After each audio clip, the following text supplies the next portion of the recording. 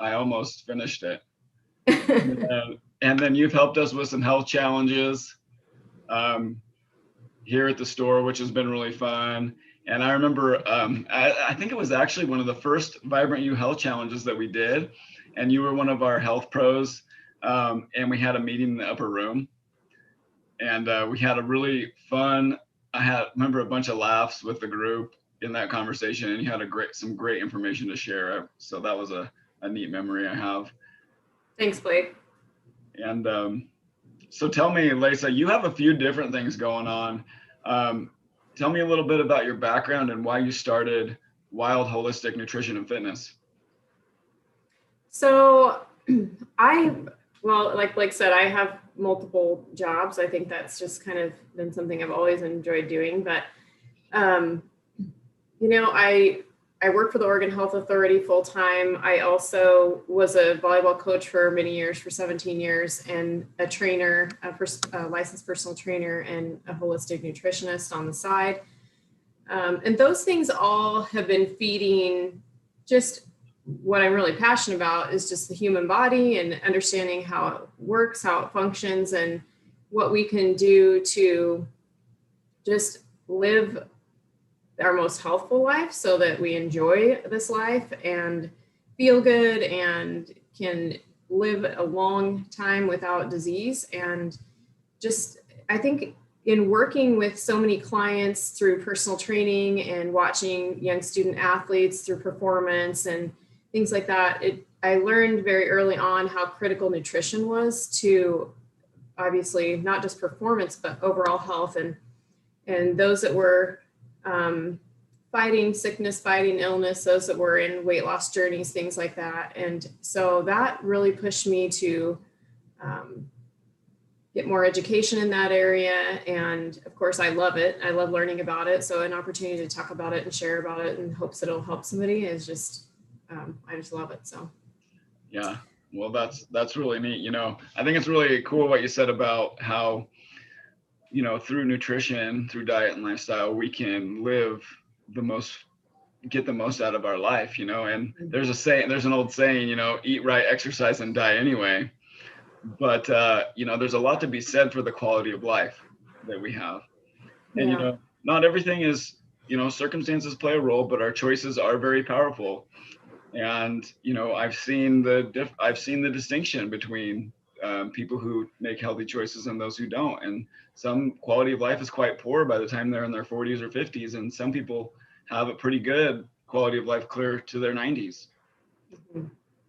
And so I'm seeing that, Blake, and you know, with clientele, I'm seeing that arrive earlier and earlier. It's very interesting to see, you know, people in their 20s and 30s who are already suffering with, you know, multiple things, multiple illnesses and things like that. And just not maybe understanding and not getting the help that they quite need. And boy, it's interesting to know. And like you said, there can be circumstances, there can be environmental things, but a lot of it really boils down to what we choose to put into our body and food. And it is the number one factor affecting health, you know, alongside stress and some environmental factors. Food is key.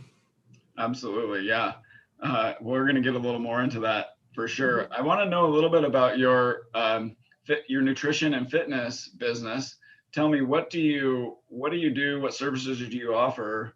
How can people learn more about what you offer? So I do provide nutritional coaching and counseling. I help provide meal plans and elimination food plans, macronutrient plans. I can give referrals for some very good functional medicine specialists if there are things that I'm not certified to do, and just give you resources and things that might set you on the right path towards wellness.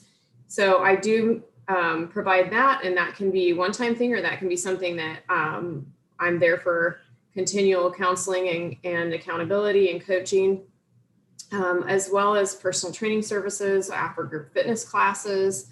Currently, those are all being recorded, but they're also live via Zoom. And then I do offer personal training services, both through Zoom. So I can meet with anybody wherever they are, and or in person. So, and there's more, but that's kind of, I'll give you the nutshell there. They can find me on Instagram under Lasa Baxter Built Body.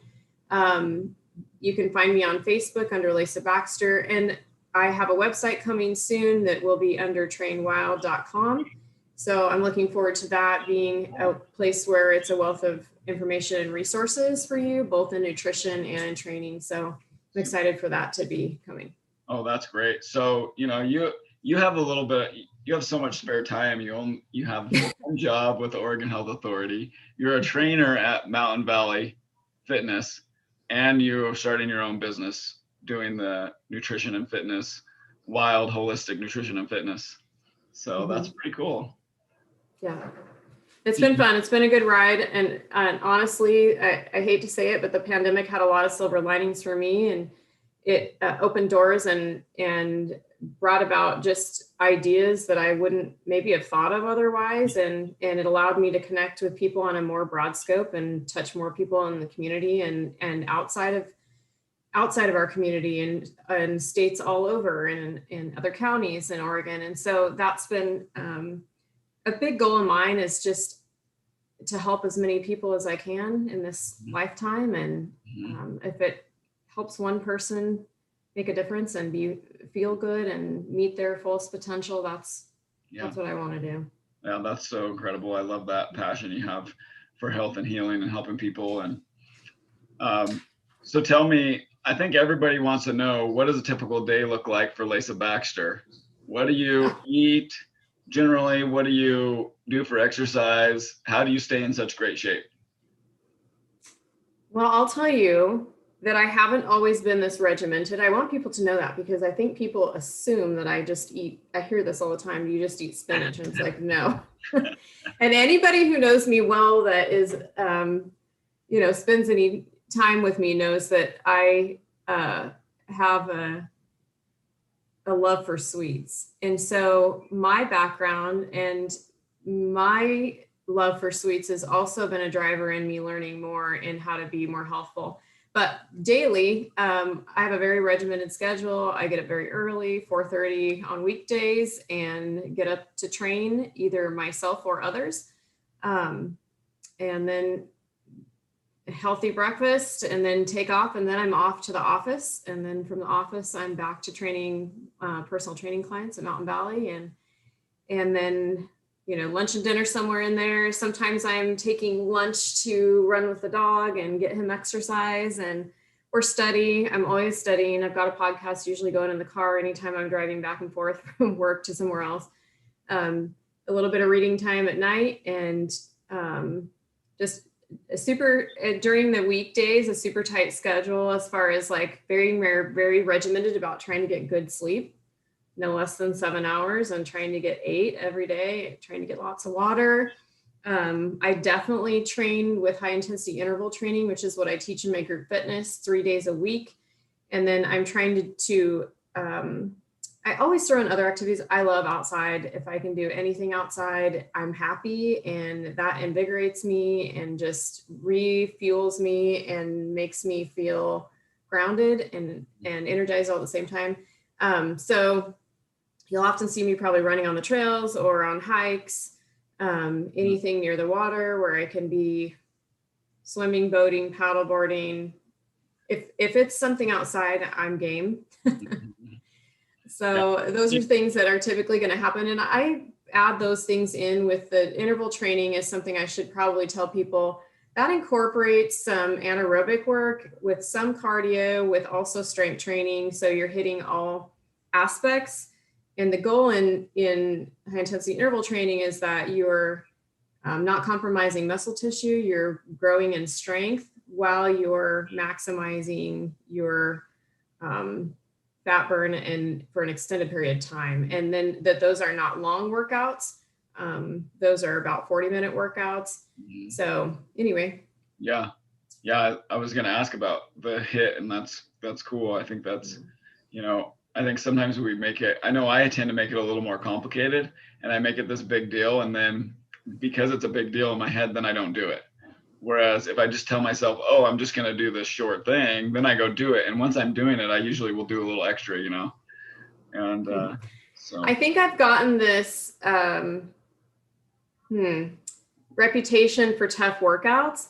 What I want to tell the people is they are tough workouts. I don't want to tell you they're not tough workouts, but you can scale everything. And no matter what, you can start where you are and you can scale everything. So if you're deconditioned, start somewhere and just scale things down.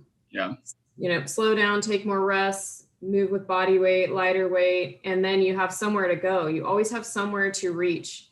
So don't ever let that be a barrier for you to get started. It is one of absolutely the best tools for training, the best training models that there is out there as far as maximizing results and getting the best bang for your buck in a short amount of time. And I think with this modern world, we're all looking for what we can fit in a short amount of time. Yeah, I like that. I do. And, you know, I think it's so important too, you know, to a lot of times it's easy to be like, well, I just don't have time. You know, I'm so busy. I got work, I got the kids, I got to do dinner, we got chores, we got, you know, activities, you know, sporting events, you know, family get-togethers, all the many things, you know. But I think sometimes, and I think both of us are kind of blessed because our work is health and fitness. And so it makes it easier for sure. But I know that for me, like if I'm going to be of any use to anybody else, I have to like take care of myself, you know. And they say when they're telling you about if you're going to have a plane wreck, when you get on the plane, they say, put the oxygen on yourself first before you can, you know, help someone else. And the Bible even says, love your neighbor like you love yourself. So the idea is we got to take care of ourselves first to take care of other people and be the most we can be. And I've noticed for sure, like the days that I do a good workout, eat right, and, you know, I'm getting my sleep and, you know, taking care of my mental and spiritual health and those hours, I may have a few less hours on the job or doing the things, but those hours are much more high level, much more effective, much more efficient. 100%. And I think, you know, that's not by happen chance, that's intentional. The fact that you chose to be where you are and have continued to choose to be where you are in the occupation you are is, and the fact that I've chosen to work in health and fitness, it's not just because I'm passionate about it and I love it, but it is working for me in the sense that it's giving me an opportunity to train others while I train myself. It's giving me an opportunity to learn more about my body so I can teach others about their body. All kinds of things like that. So it's benefiting me so I can better help others just as much. So, and that's a choice.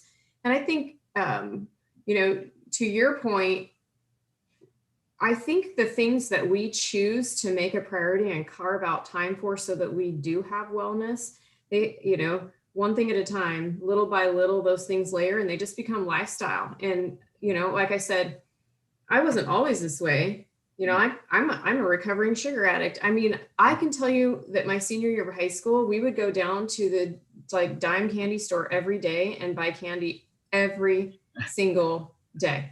And I mean, that's just the way we grew up. We didn't know any different. And at that point, I didn't see or understand impact on my body. I mean, I was young enough that I wasn't seeing that. I wasn't understanding it.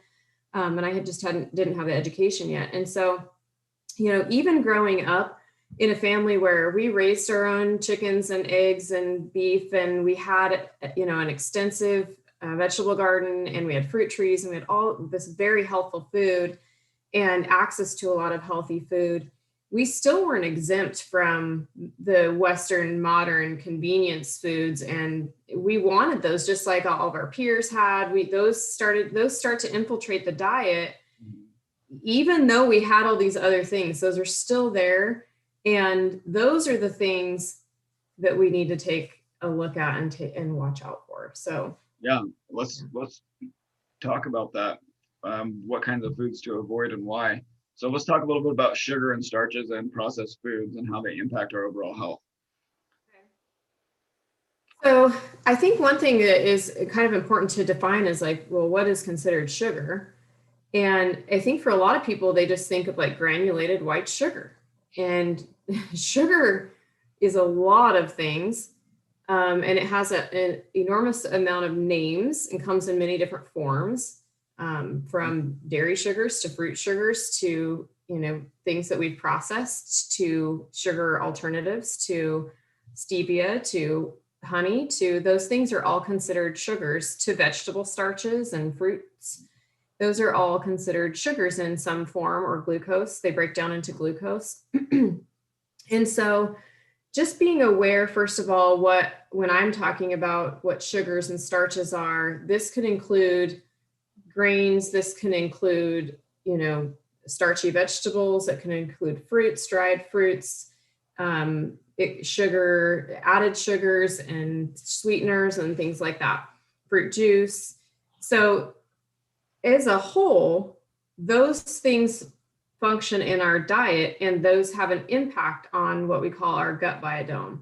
And the gut biodome is basically the environment from your mouth to where you poop, and all of the different flora that are involved in that. So all kinds of microbiota that are there, viruses, bacteria, fungi, all kinds of things. And that environment is very diverse. In fact, I think it's about like 70% of the microbiota that we have in our human body resides in our gut biodome.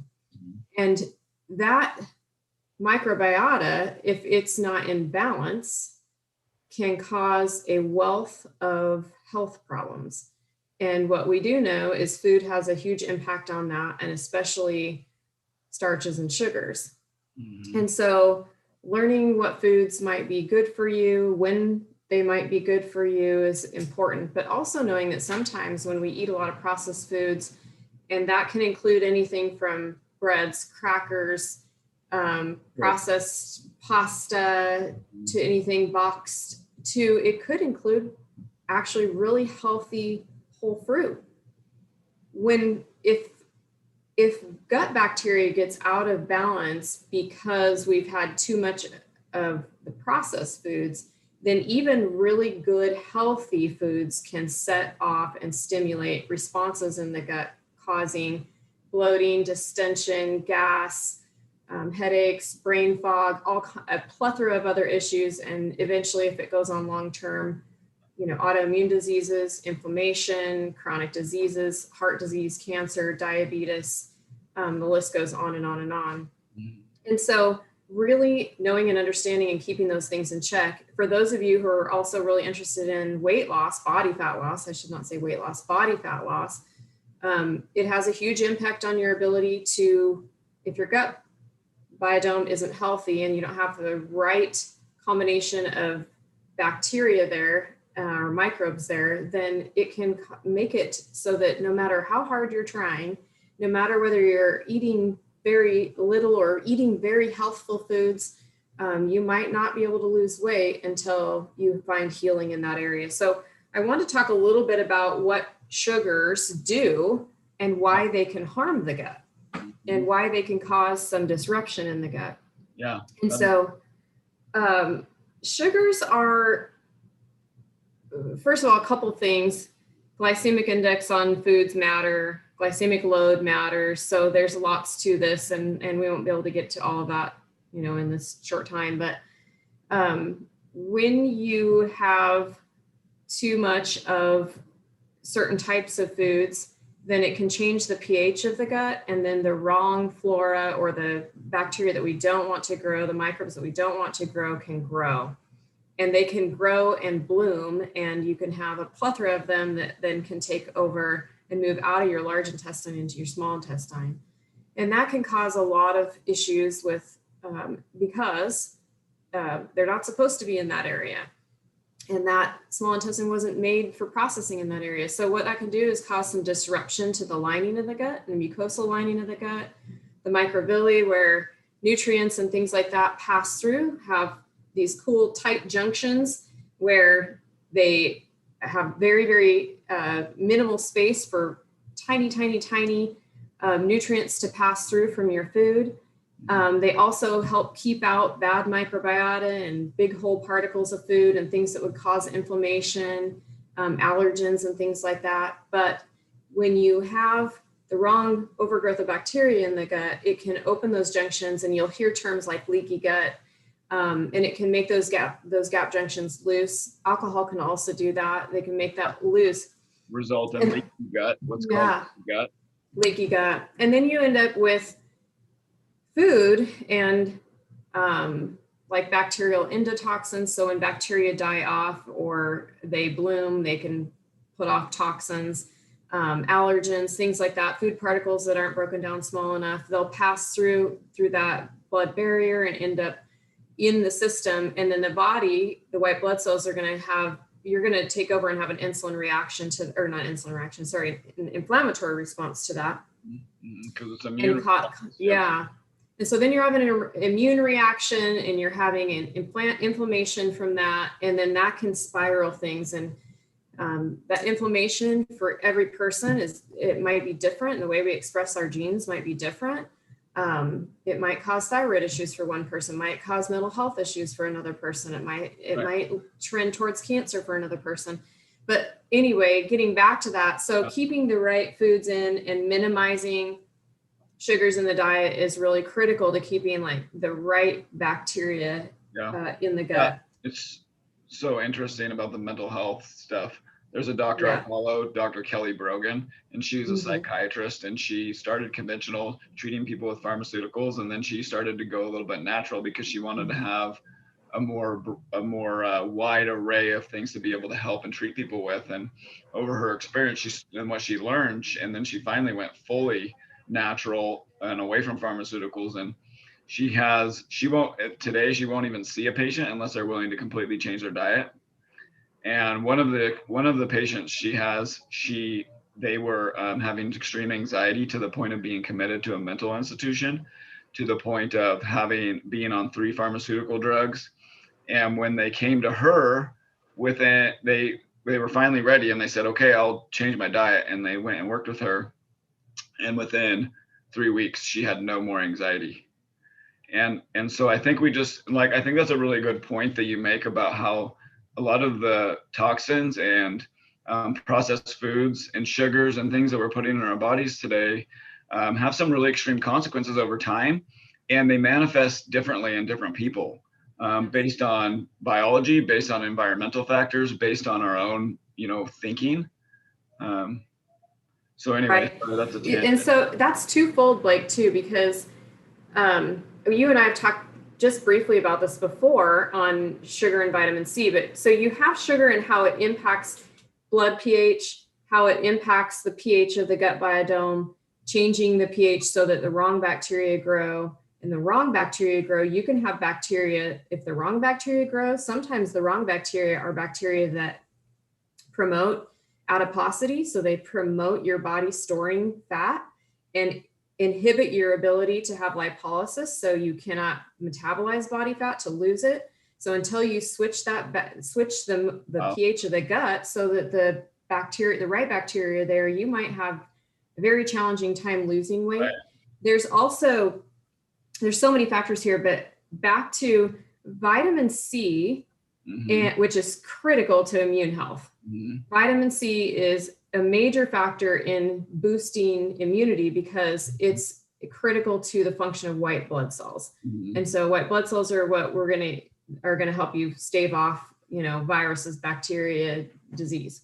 The chemical structure of vitamin C and sugar is nearly identical. In fact, this is so cool. I mean, it's weird that I'm not sure why humans are a little bit different. Most animals, we have a receptor that's like the GLUT-L receptor. It's a receptor on cells for glucose. So glucose is sugar.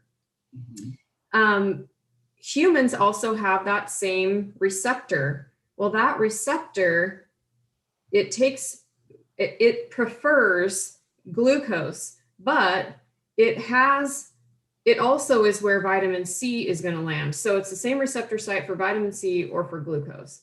The interesting thing about that is that most animals can take glucose and then they can turn it into vitamin C. This is the key for humans. We cannot do that. So we have to get vitamin C from our diet. So if we're eating things with sugar, it's in that receptor for the white blood cells to get vitamin C. if its preference is glucose, then the glucose is most commonly going to meet the receptor site first. And that is going to glycate, or what is called oxidation. It's going to oxidize cells and harm cells so that they aren't bolstered with vitamin C to be able to bolster your immune system and attack things that are, allergens and microbes and viruses, whatever. This is so interesting, that sugar and vitamin C are molecularly almost identical, and that your body can confuse the two, and that it will use both of them in a pretty dramatic fashion, one for good and one for harm. And I think that's really interesting and I think I've talked about this in a previous episode, but I've been talking with Linda, who's doing cancer treatment down in Tempe, Arizona, and has at a clinic called Nature Works Best, and they've been doing a very high dose intravenous vitamin C and a very low sugar and very low starch diet, which are the two things you're talking about.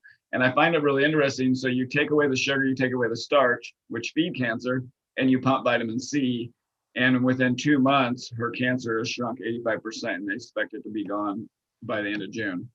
And isn't that amazing? Yeah.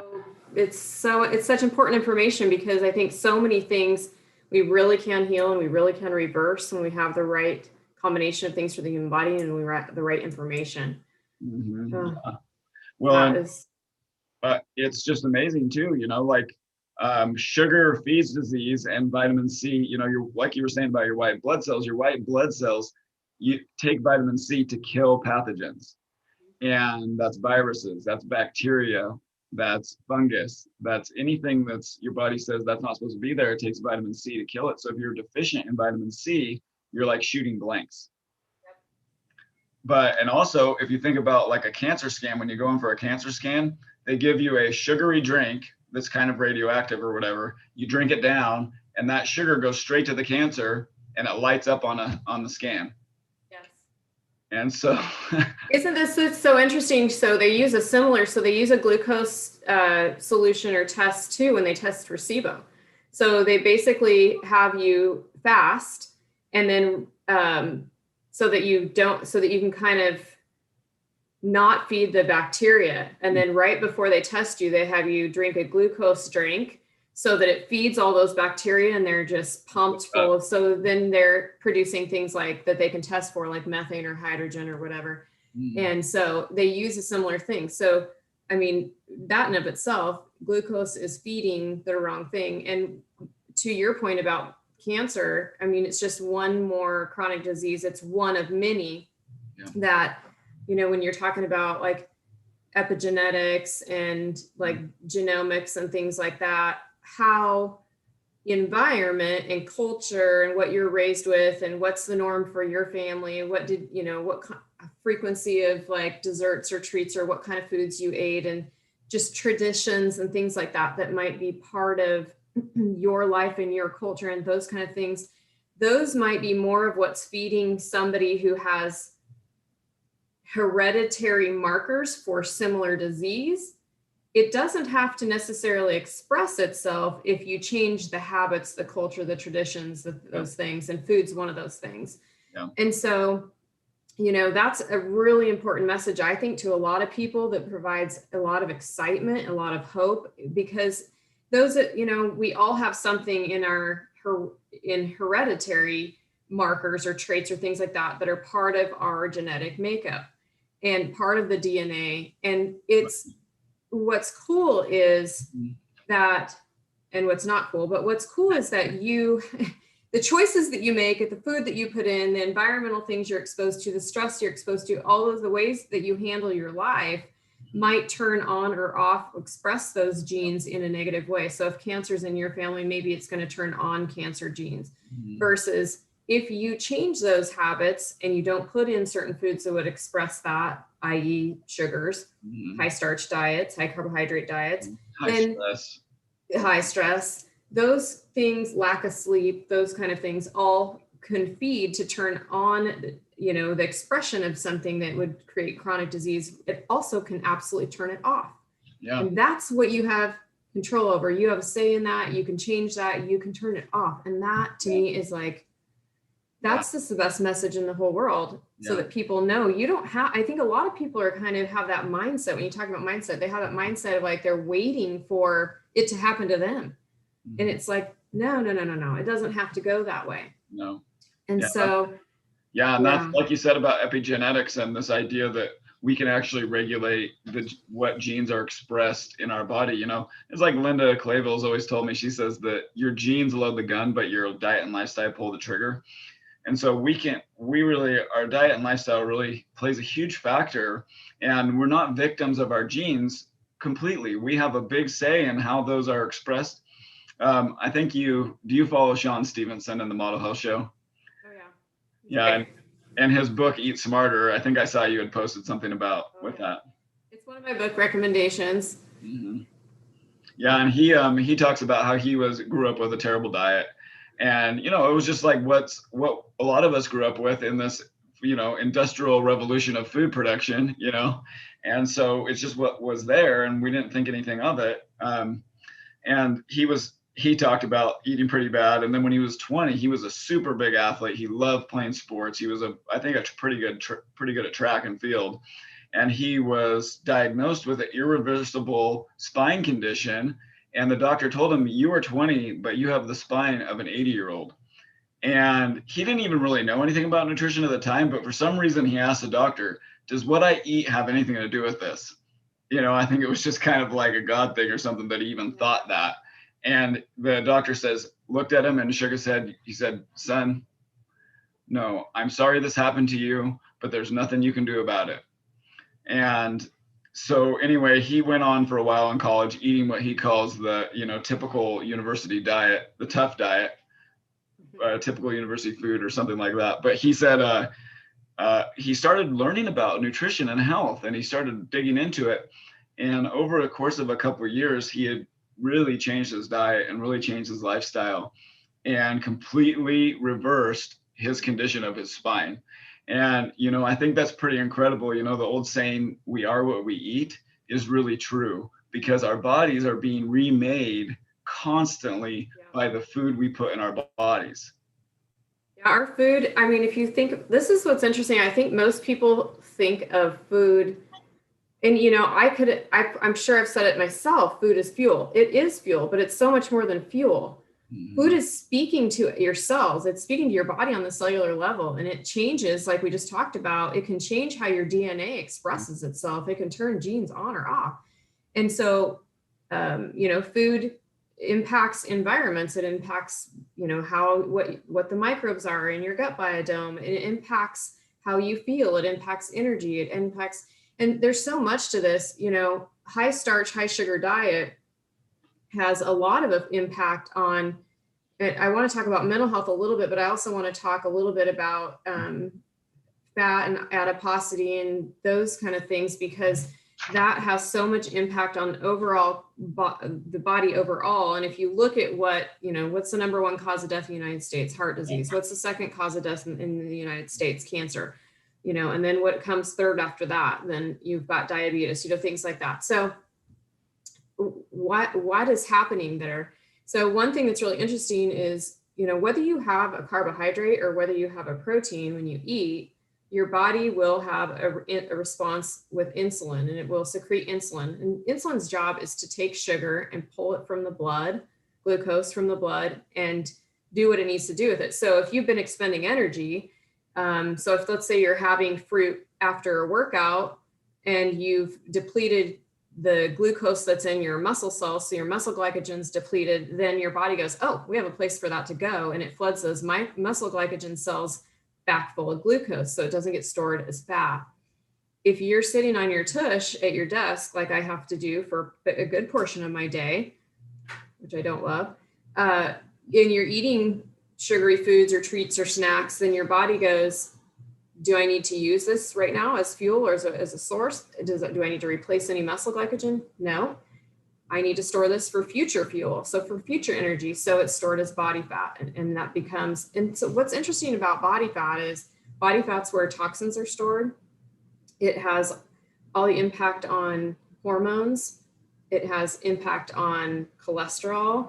And cholesterol, I think a lot of people assume that, foods high in fats, foods that cholesterol is impacted highly by that. And it's very, very minimally impacted by that. It's actually, cholesterol ends up being impacted by sugar. Sugar, if it's too high, if you have high circulating blood sugar and that becomes a chronic condition for you, like even before pre-diabetes, if you have high circulating blood sugars, then it causes oxidation, or what they call glycation, because it's sugar. So glucose oxidation of your cholesterol cells. Well, cholesterol is a really important thing in the body. You need it.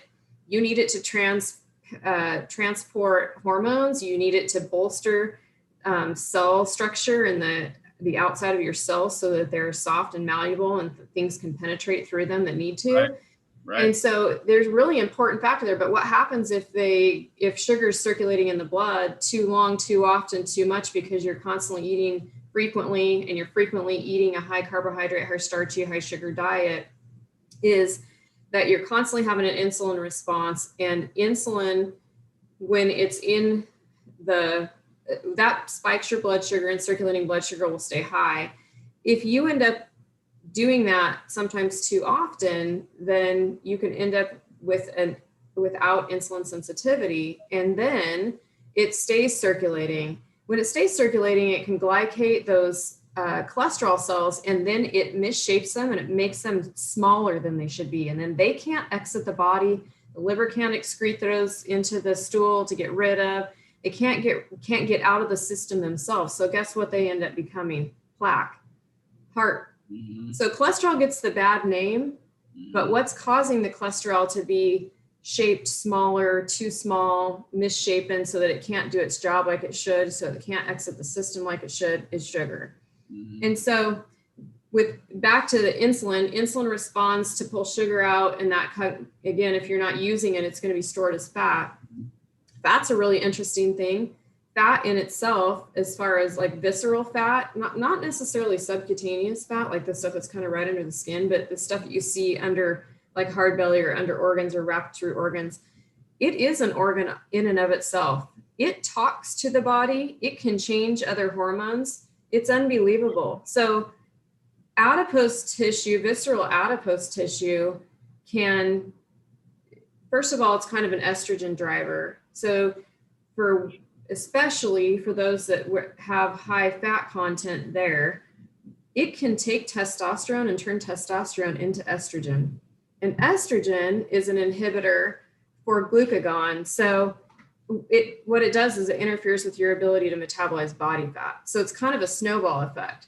The more estrogen you have, the more challenging, the more fat you have, the more estrogen you have, the more estrogen you have, the more challenging it is going to be to metabolize body fat, and it just cycles.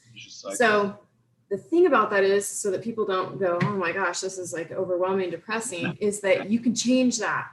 Mm-hmm. And fat will change fast. This is so weird, but fat will change and turn. If you change your diet, fat will change, and it will want to not behave that way. So it's really interesting.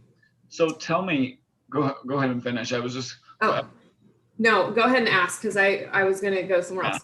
Well, so we've talked quite a bit about like what to avoid, and sugar and starch and processed food and, chemicals and sugar's in pretty much everything. We got, start reading labels, high fructose corn syrup, and learn the names of sugar because it's in there. And if it's in the top few ingredients, it means it's the most weighted. The first ingredients on an ingredient label are the most by weight. So if it's the second ingredient, then it's a lot. But I want to talk a little bit about what a good diet looks like, and how do we create a good bacteria balance in our gut? How do we make sure the things that are functioning the way they should? How can we change, the way fat works in our body? And how the immune, there's just so many things that diet affects, but let's just talk a little bit about what that looks like. So a couple things I just want to say up front, there's, with my work, I have limitations in what I can do and how far I can take it. I can educate in a lot of ways, but as far as like running blood tests and stool tests and things like that, you need to work with somebody who really understands and knows, like I said, functional medicine, from a holistic approach, and absolutely has those resources and that can really guide you well. And I know some people like that, but food wise, and it depends entirely for each person what's going on with them. And I think that it is individual. But in general, it goes like basics. It goes back to eating a lot of plant-based foods and a lot of whole foods. But I do want to say this, Blake, if your gut is completely disrupted and you have, let's say, something like SIBO, where you've got that small intestinal bacterial overgrowth, you might have an issue with all kinds of foods, healthful foods, beans, legumes, fruit, almost anything starchy might be setting you off. Mm-hmm. You might have been told you have allergies or intolerances to almost everything. And you might be really limiting your food scope and diet, thinking that you have issues with all these foods when really you just need to heal the gut first and then reintroduce slowly these other foods. And so there's so many people out there that are avoiding all kinds of healthful foods that really need to heal the body first and then introduce and reintroduce those foods a little bit at a time.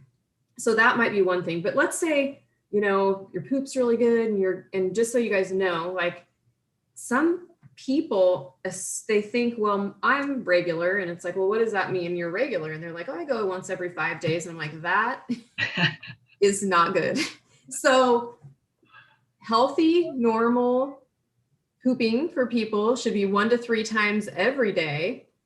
And so I just want people to know that if you're not doing that, then you might have some concerns. If you are having things like bloating, every time you eat food, it doesn't matter what it is, you're having bloating, distension, gas, headaches, brain fog, anxiety, depression, all kinds of things, eczema, skin issues, you might have a gut disruption. But if you have good, healthy bowels and everything seems to be going pretty good, then moving things into where you're predominantly eating lots of greens and whole foods, fruits and vegetables with a lot of fiber. Fiber is a critical thing. We haven't talked about that yet. Yeah, I think a lot of times we think fiber like grains or like granola or like things that look like cardboard, and it's like I guess that's something I had in my mind many years ago, and then I realized, oh, you mean fiber is what's in vegetables and fruits.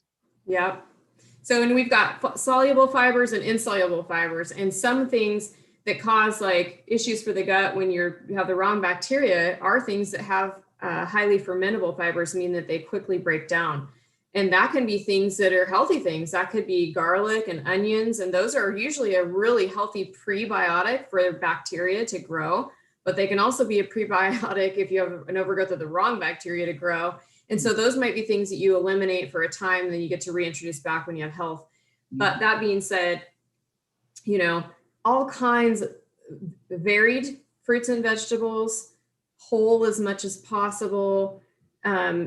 Organic is not a fancy, cute trend. I can't say that enough. Mm-hmm. Eliminating pesticides that are on your food is key to not adding another toxin that can disrupt all kinds of function. Yeah. And again, if you have high adiposity, if you're overweight and have a lot of fat, that's where those things are stored. That's where those toxins are stored. Yeah. So, and I know a lot of people assume, and I have to say this, Blake, because I know I don't want to push anybody any one way. Mm-hmm. There's a lot of people that have a vegan diet, a pescatarian diet, a paleo type diet, a hunter-gatherer foraging type diet, that kind of a thing. And there can be, I think, a lot of healthful diets as long as your food is resourced from good places, meaning, if you are getting meat, it is either something that you've harvested wild or it's grass-fed and grass-finished and those kind of things. If you're keeping meat in the diet, anybody that knows me, I want to say that because people that know me know that I do eat some meat. It's just small amounts. It's not a lot. It's not covering my whole plate. We're talking like, 3 ounces. If people are, if they want to do something that's kind of fun and just educational, if they've never measured their food or weighed their food, oh my gosh, if this was like the food scale, like 3 ounces of like deer roast. I had this the other, this like this big. And so I think about like someone who eats like a 6, 10, 8, 8, 12 ounce steak, and I'm small, so I need a little bit less, but those are helpful and can be helpful proteins. But again, that shouldn't be the main focus of the plate. Lots of whole vegetables, greens, fruits, lots of herbs and spices that are full of antioxidants and that fight off inflammation. Yeah, and I think I like what you said about paleo. That's one thing I really like too. It's like vegan, paleo, whole food, plant-based. All the different names out there. And to me, it's like I don't really care what you.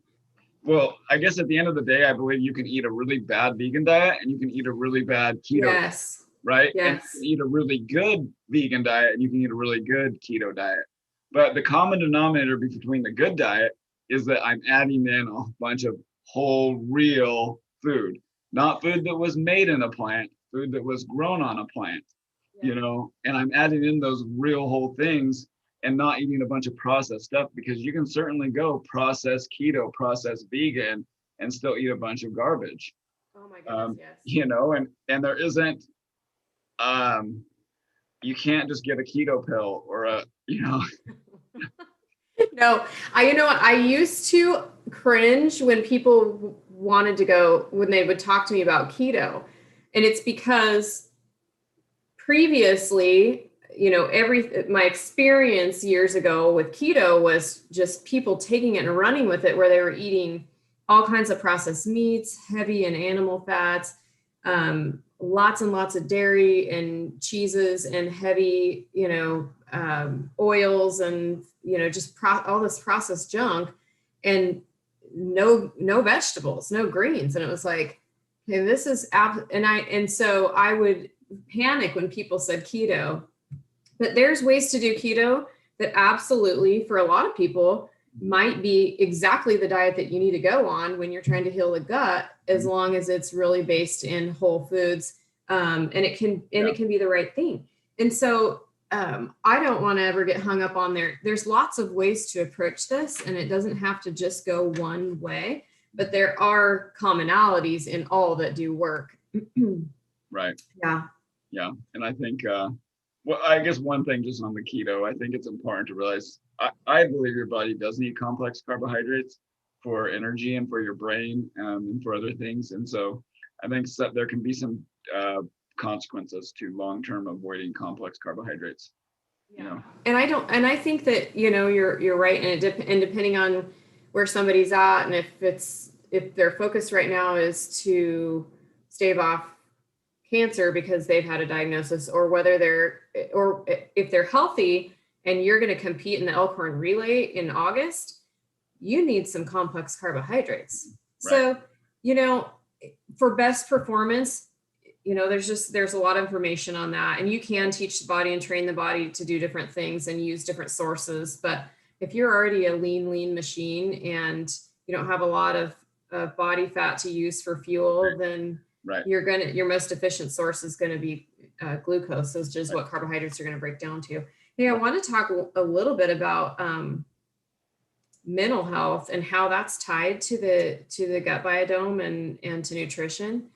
And I didn't want to leave that out. We talked beforehand that we weren't going to get too much into like COVID or anything like that, but we're seeing, that's just one impact that we've had lately, where we're seeing more and more people with mental health, and it's starting earlier and earlier for kids. I didn't even know, with my work involved with the Oregon Health Authority, I see stats and I get to see things, but I saw one this year that I couldn't even wrap my mind around it. And where it was 8 to 12-year-olds who were considering suicide. I still can't wrap my mind around that. It's flabbergasting. It's so upsetting. I go back to, so much of that is food and stress.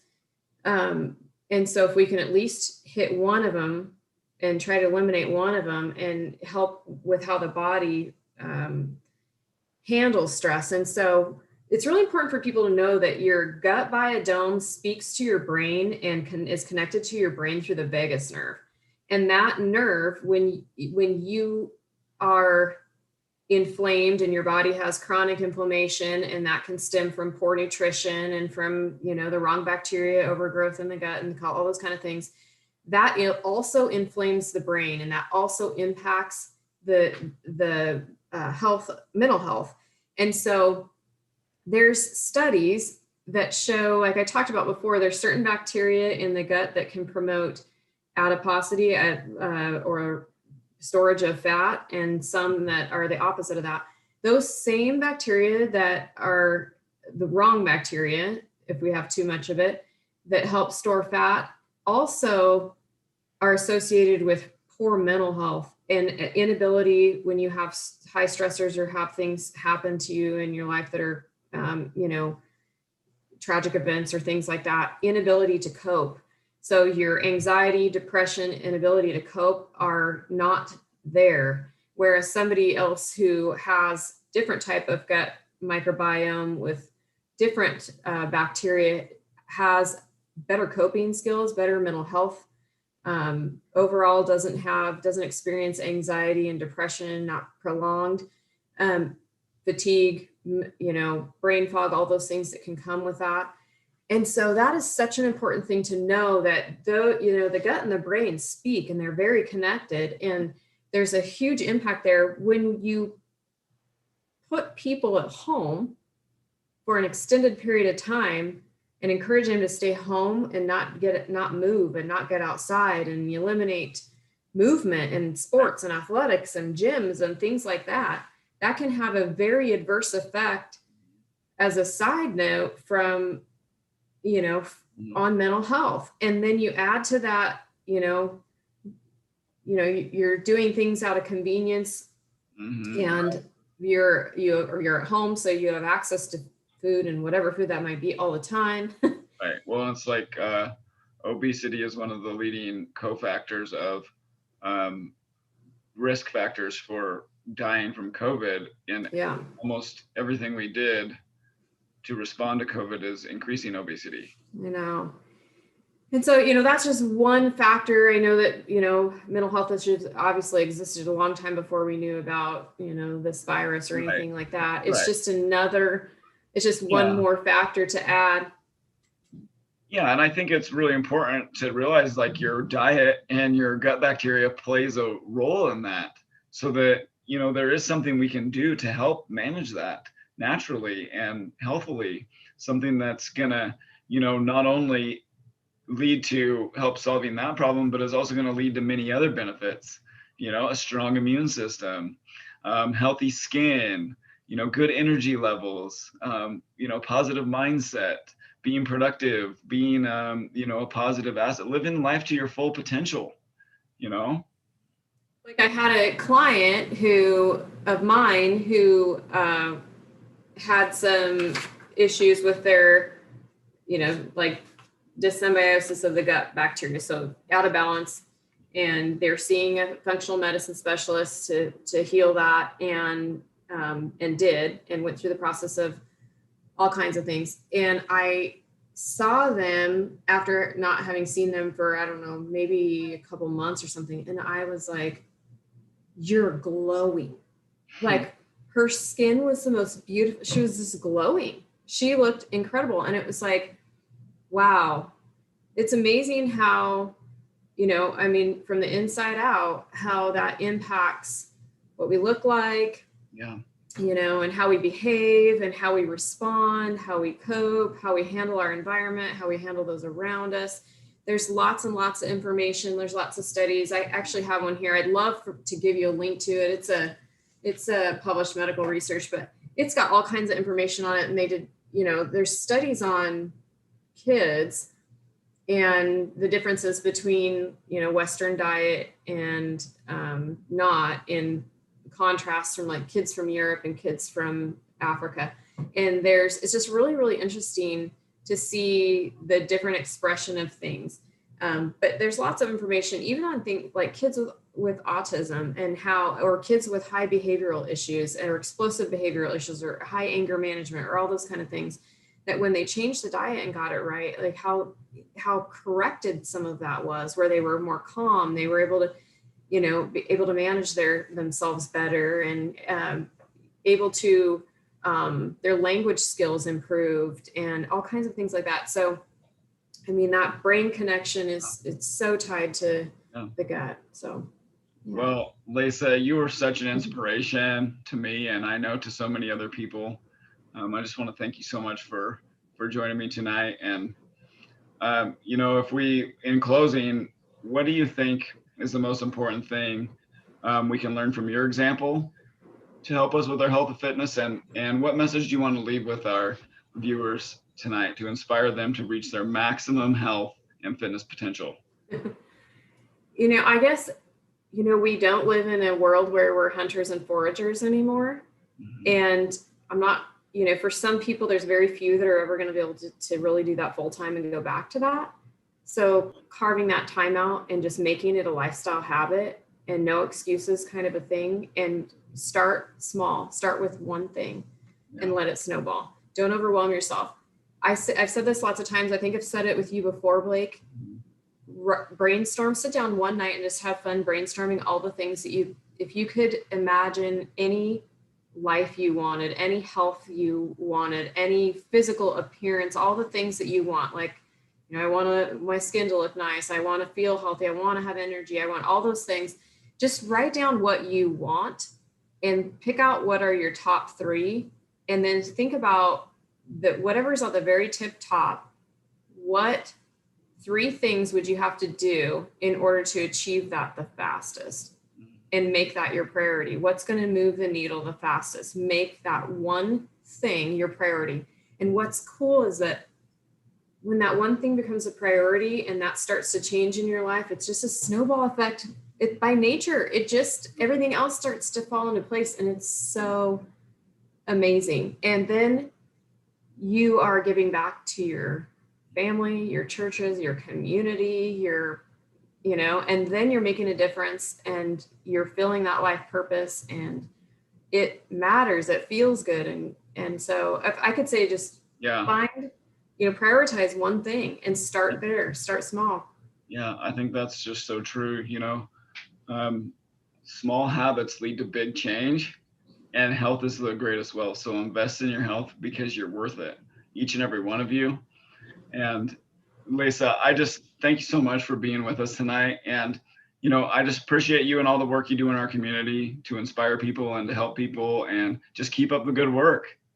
Oh man, Blake, I feel the same way. I want to reciprocate that back to you, just because you're doing amazing things there, just giving people the opportunity to speak. I know that you've had a couple of other people on already, and you're going to continue to do this, and you're bringing resources and information and to people so that they can be healthier, so they can be well. And you're also following that by example. I do have to say this before I get off here. Like I said before, hey, I'm not exempt from having treats or sugar here and there. Absolutely. Everyone knows that.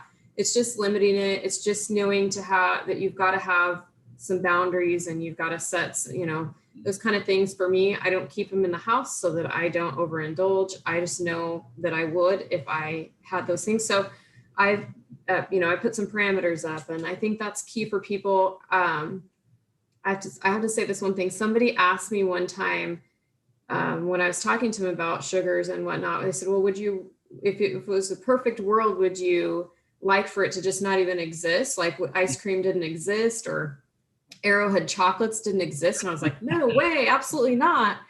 No, I mean, having a treat like that every great once in a while is wonderful. And no, I wouldn't want it to not exist. It can't be the, core of your diet. And if you can reel that in to where 70-80% of your diet is eventually not processed foods, and it's the opposite, the 20% are other things, you're going to be in a good spot. Yeah, that's right.